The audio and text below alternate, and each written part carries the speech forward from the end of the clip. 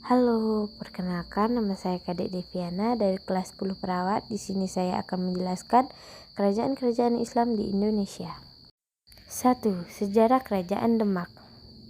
Kerajaan Demak adalah kerajaan Islam pertama di Indonesia yang berdiri di Pulau Jawa pada akhir abad ke-15.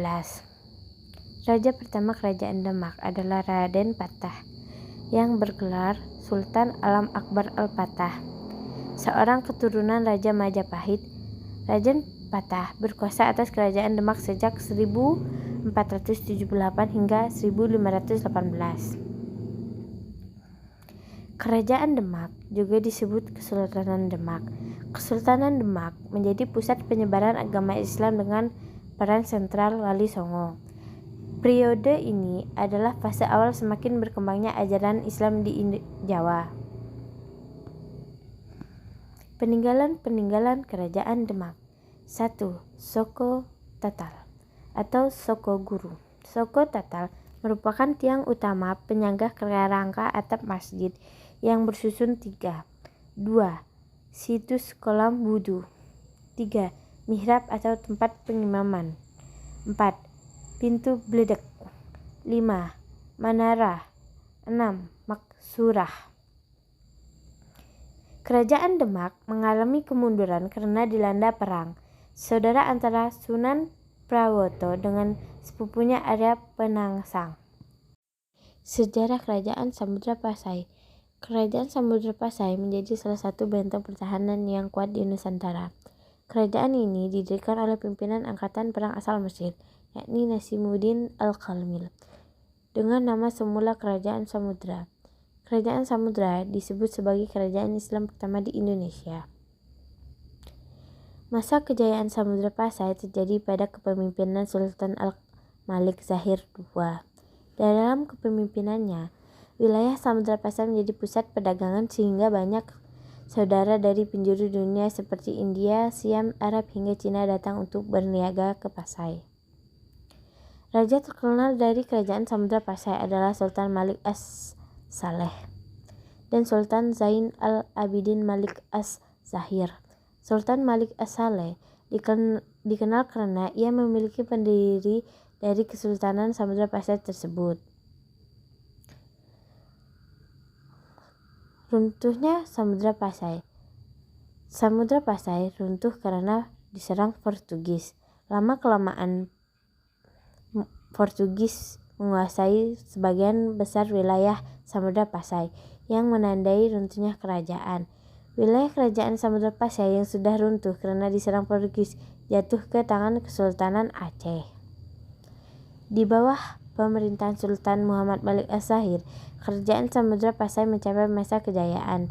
Kemudian pada tahun 1517 Masehi, kerajaan Samudra Pasai mengalami keruntuhan.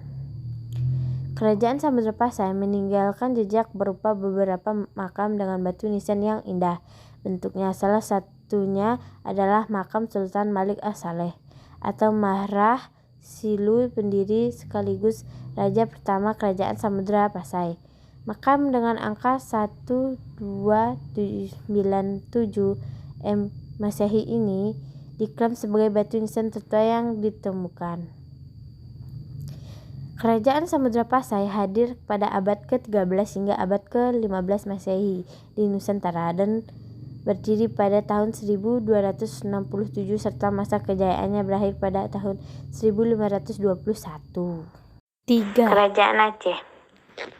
Kerajaan Aceh merupakan kerajaan Islam yang didirikan oleh Sultan Ali Muhayyad Shah pada 1496 Masehi. Wilayah kekuasaan Kerajaan Aceh meliputi Provinsi Aceh, pesisir Sumatera Utara, dan Semenanjung Melayu. Kerajaan Aceh mencapai puncak kejayaan di bawah kepemimpinan Sultan Iskandar Muda. Peninggalan Kerajaan Aceh. 1. Masjid Raya Baitul Rahman. 2. Meriam Kesultanan Aceh. 3. Taman Sari Gunungan. 4. Makam Sultan Iskandar Muda. 5. Benteng Indraprata. 6. Uang emas Kerajaan Aceh. Kerajaan Aceh mencapai puncak kejayaan pada permulaan abad ke-17 pada masa pemerintahan Sultan Iskandar Muda. Pada masa itu, pengaruh agama dan kebudayaan Islam begitu besar dalam kehidupan sehari-hari masyarakat Aceh, sehingga daerah ini mendapatkan julukan Suramo Mekah, Serambi Mekah. Salah satu faktor yang membuat Kesultanan Aceh mengalami kemunduran adalah krisis kepemimpinan.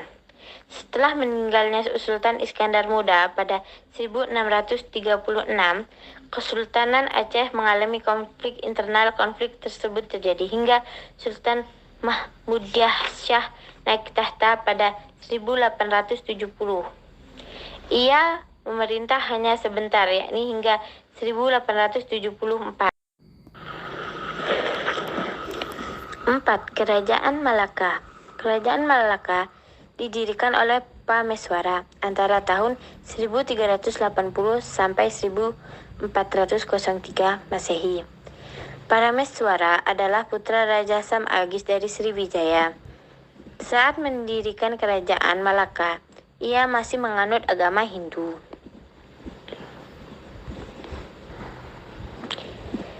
Kerajaan Malaka berdiri pada abad ke-15 hingga akhir runtuh pada abad ke-16.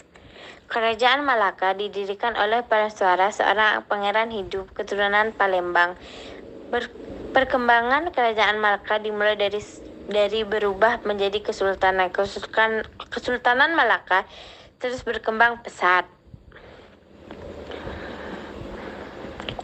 Penyebab runtuhnya kerajaan Malaka. Penyebabnya adalah kerajaan melemah dan sultan yang kurang cakap memimpin. 5. Kerajaan Mataram Islam. Kerajaan Mataram Islam didirikan oleh Danang Sutawijaya pada sekitar tahun 1586. Sutawijaya adalah anak dari Ki Ageng Pamanah yang mendapat kepercayaan dari Raja Kerajaan Bajang Sultan Hadiwijaya untuk memimpin wilayah hutan Mentaok. Hasil kerja Mataram Islam ialah kayu, gula, kelapa, kapas, dan juga hasil Palawijaya yang lain di Mataram. Dan beberapa kelompok masyarakat seperti golongan raja disebut sebagai kaula kerajaan. Dengan demikian, akhir dari kerajaan Mataram Islam yang menjadi faktor paling berpengaruh runtuhnya kerajaan tersebut adalah terjadinya perjanjian Giyanti dan Salatiga. 6. Kerajaan Banten. Kerajaan atau Kesultanan Banten didirikan oleh Syarif Hidayatullah atau dikenal sebagai Sunan Gunung Jati pada 1525 Masehi. Kedatangan Sunan Gunung Jati ke Banten adalah bagian dari misi Sultan Trenggono dari Kerajaan Demak untuk mengusir Portugis dari Nusantara. Puncak kejayaan ini terjadi pada era Sultan Ageng Tirtayasa. Puncak kejayaan tersebut dapat terlihat dari meluasnya wilayah pedagang Banten, yaitu sampai ke wilayah selatan Pulau Sumatera dan Kalimantan.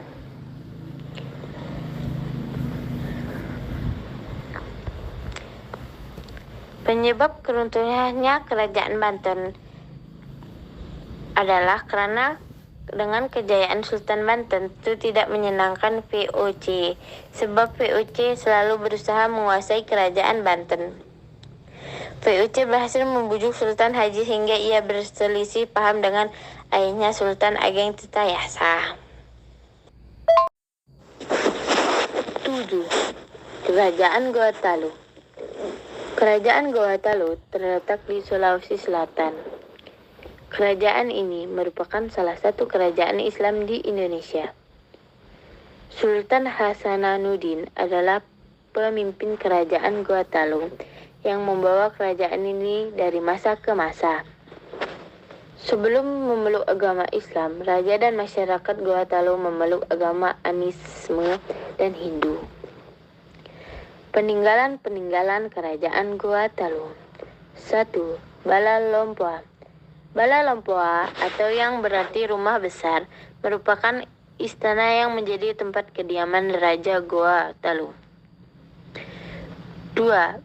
Benteng Somba Opu. 3. Benteng Rotterdam. 4. Masjid Tua Katangka. 5. Kompleks kuburan Raja Talu dan Goa. Penyebab runtuhnya kerajaan Goa Talu adalah politik adu domba yang dilakukan Belanda.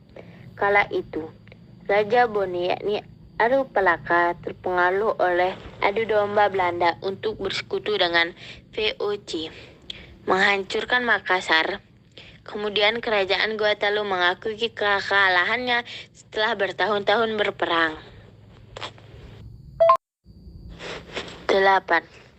Kesultanan Ternate memiliki peran penting di kawasan timur Nusantara antara abad ke-13 hingga abad ke-19.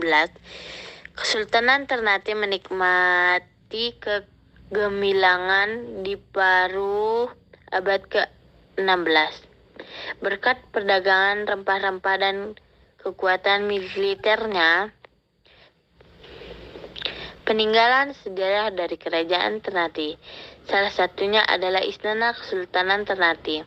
Bangunan bergaya abad ke-19 ini terletak di salah satu wilayah yang sama dengan Sigi Lamu, Masjid Sultan Ternate. Istana Kesultanan Ternate terdiri atas 2 lantai, yakni menghadap ke arah laut dan dikelilingi perbentengan.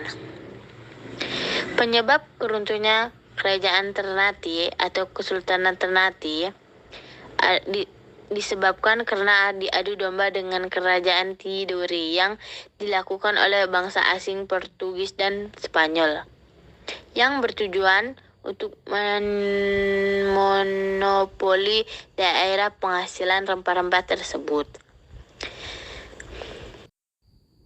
9. Kerajaan Tidore. Kerajaan Tidore didirikan pada abad ke-11 oleh Syah Jati atau Muhammad Nakil, yang merupakan saudara dari Mahsur Malumu, pendiri kerajaan Ternate. Awalnya kerajaan ini belum bercorak Islam. Pada abad ke-18, kerajaan Tidore mencapai masa kemasan di bawah kekuasaan Sultan Nuku. Kerajaan Tidore berhasil mencapai puncak kejayaan pada masa pemerintahan Sultan Nuku dari 1738 hingga 1805. Di bawah kekuasaannya, wilayah Tidore berkembang hingga mencapai Papua. Sultan Nuku juga dikenal anti-imperialisis. Bangsa Portugis dan Belanda berhasil diusir olehnya dari wilayah Maluku Utara. Kemunduran Kesultanan Tidore disebabkan karena diadu domba dengan Kesultanan Ternate yang dilakukan oleh bangsa asing Spanyol dan Portugis, yang bertujuan untuk monopoli daerah penghasilan rempah-rempah tersebut. Sekian, terima kasih.